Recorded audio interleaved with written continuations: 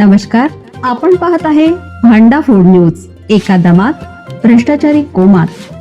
Social media, कर्जबाजारी, गुन्हेगारी, सट्टेबाजी, चोरी, मटका, जुगार, दारू, सावकारशाही, न्यायाच्या प्रतीक्षेत प्रशासन. भांडा फूड न्यूज. एका दमात भ्रष्टाचारी कोमात. गोकुळ निवडणुकीची रणधुमाळी सुरू. कोल्हापूर जिल्हा सहकारी दूध उत्पादक संघ गोकुळची निवडणूक 6 महिन्यापासून न्यायालयीन सुनावणीच्या चक्रव्यूहात अडकली होती.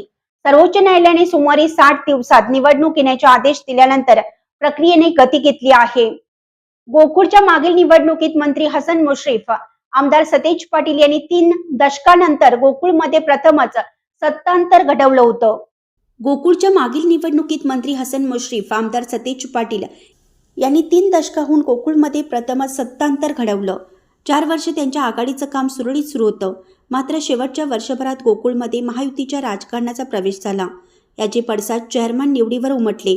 काँग्रेसचे संचालक शशिकांत पाटील चुएकर यांचे नाव चेअरमन पदासाठी आघाडीवर होतं. मात्र शेवटच्या क्षणी महायुतीचा चेअरमन झाला पाहिजे या भूमिकेमुळे चुएकर यांचा पत्ता ऐनवेळी कट झाला आणि नवीद मुश्रीफ यांच्या गळ्यात चेअरमन पदाची माळ पडली. या निवडीनंतर गोकुळमधील राजकीय चित्रच बदलून गेलं. सर्वोच्च न्यायालयाच्या आदेशानंतर गोकुळच्या निवडणुकीला गती येणार आहे. प्रारूप मतदार यादी बुधवारी 12 प्रसिद्ध होण्याची शक्यता आहे. यादी प्रसिद्ध झाल्यानंतर खऱ्या अर्थाने निवडणुकीच्या रणधुमाळीला सुरुवात होईल. यादीवर मोठ्या प्रमाणात हरकती येण्याची शक्यता आहे. त्यामुळे हरकती व त्यावरील सुनावणी प्रक्रियेदरम्यान राजकारण चांगलंच तापणार आहे.